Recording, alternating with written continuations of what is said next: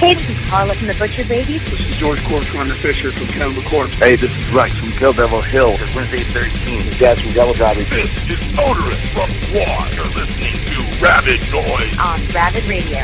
Turn it up. Welcome to Rabid Noise on Rabid Radio, proudly supported by RW Promotion. I'm your host, Nev. We kick things off tonight with a brand new track from Amon Amarth called First Kill, and we followed that up with a brand new track from Filter called Take Me to Heaven. And the track we just played then was a brand new track we've played a couple of times from the mighty Green Whistle from Queensland, and that track was called Shoot It in the Face. And joining us on the program tonight is my good buddy James Schmidt. What's going on, man? Hey, man, how you going? I'm good, dude. I'm good. How's things in the Green Whistle camp? Well, we're finally coming out of hibernation. We are possibly the most lazy band in Brisbane. So, not all of our own doing, unfortunately. It's been a lot of circumstance and people going away and being adults, and other people going away and not being adults. So I'll leave that up to your imagination who did what. So yeah, it's been a long process. We've had the album recorded now for close on a year. So we're only just getting it together to get it out there and start playing shows again. Man, I've heard tracks from the album, and I got to say it's pretty damn awesome. So, cheers, have you got a release for it? What's going on? Well, we should be getting them pressed over the next couple of weeks. We're not going to go all out. Basically, we're going to do a bunch of them, primarily to hand around and give out to people, and we'll have the download up and running pretty soon. So, yeah, we've just decided that we're gonna take this one slowly and just sort of see where it goes. We're not planning on anything big from it, but we just want people to get out and have a listen to it. Man, as I said before, I really dig it because, I've gotten a bit of a sneaky peek of it. It's definitely an evolution from, your first release, The Childproof Spectacular. So, you guys I hear you've been writing some more as well? Yeah, we have, and this is the thing with taking a year between, starting recording of the album and having it released. The newer songs that we're writing are quite a progression on from the old songs that are on the new album, which is going to be called Classless Chaps.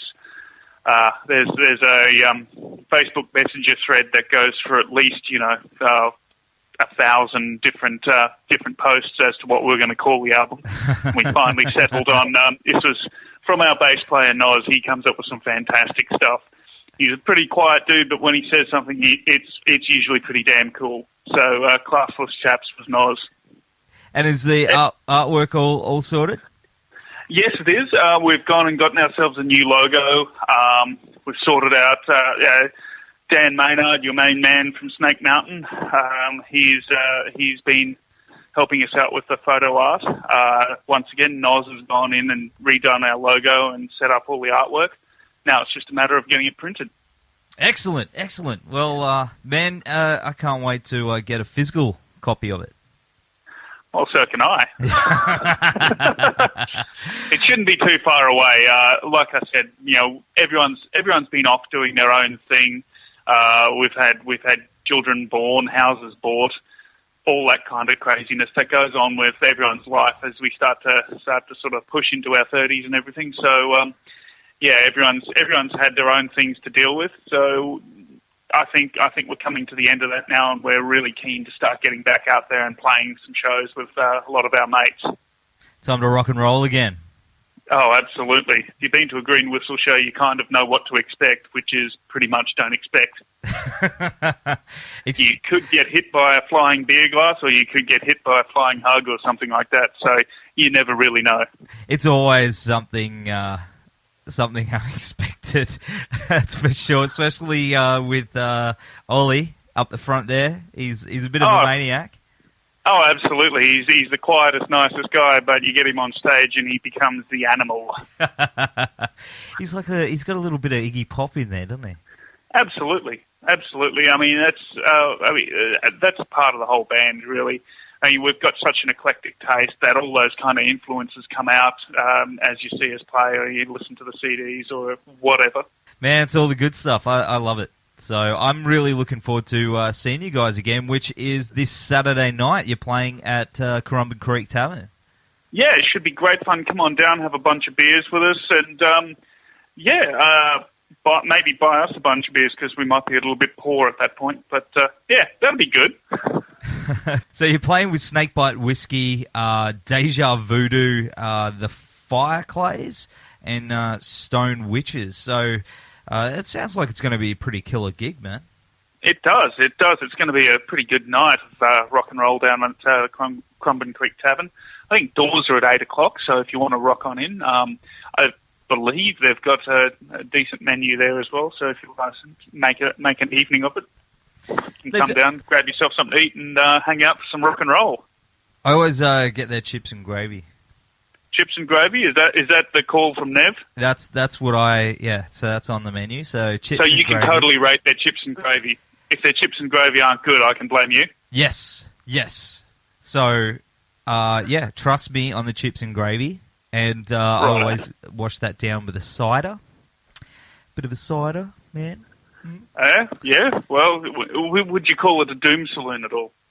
Not a doom saloon, but you will be turning it into a doom saloon. Absolutely, mate. Absolutely. We'll see how it all goes. If you happen to be in the crowd on Saturday night, come and join us, and turn the place into a doom saloon. Yeah. So, are you playing Doom Saloon? Of course, it's a staple of the set. How could we go a gig without it? So, we get everyone to join in for that one. What about any of the oldies?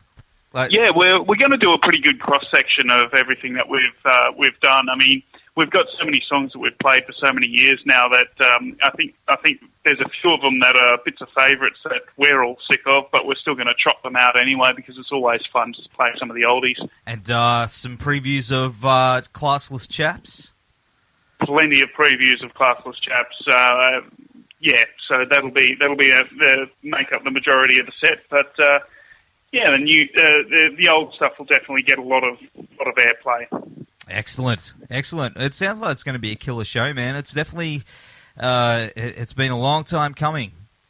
Well, absolutely. It's just been that way. As I said, we've had people off doing different things all around the world, and it's just been a hard task to get everyone in the same place at the same time. But I think we've turned a bit of a corner, and with any luck, there'll be more gigs to announce to you in the coming weeks. Excellent, man. That's what I want to hear, because the world needs the green whistle. Oh, thanks, mate. I believe so. I mean, I've seen you guys countless number of times, and it's always fun. Absolutely. That's the whole point of the band. We're not in it to make a huge amount of money. We're in it because we're all mates. And first and foremost, we've been mates for a very long time. Even, our new drummer, Si, slipped right into the band, and, we couldn't be the band without the five guys that are in it now. So, although we've had a bit of a revolving lineup here and there, it's always been with mates, and that's what it's about at the end of the day. The core group has been there, though. Like, most of you that have been there from the beginning. Yeah, well, this is true. I mean, Noz was our original bass player. He went away to do his couple of years in London and came back.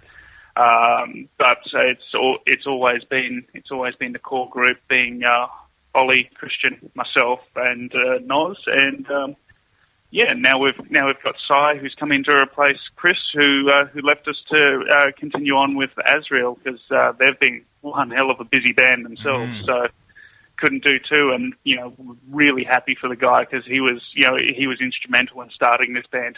And might I add, naming all the bloody songs on the first EP.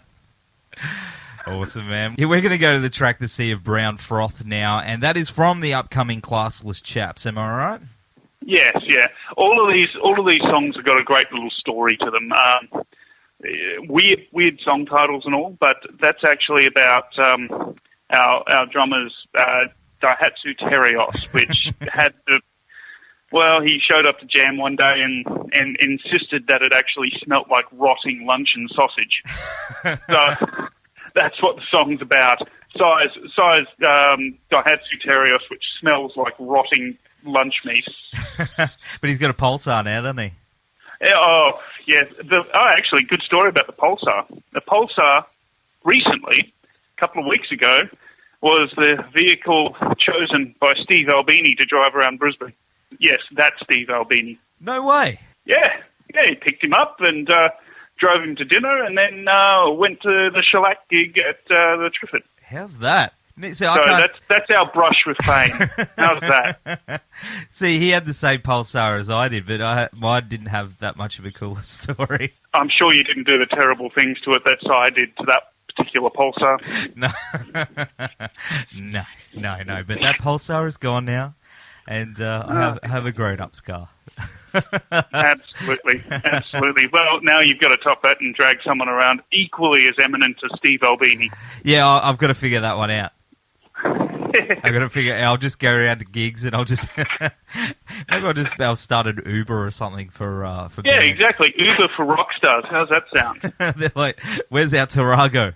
Yeah, well... No, well, I'm just some creepy guy in a car who's going to drive you around the place. Welcome to the I-30 Come with me. Come with me, sir. Who do you reckon would appreciate that the most, Nev? Oh, I don't know. None of them.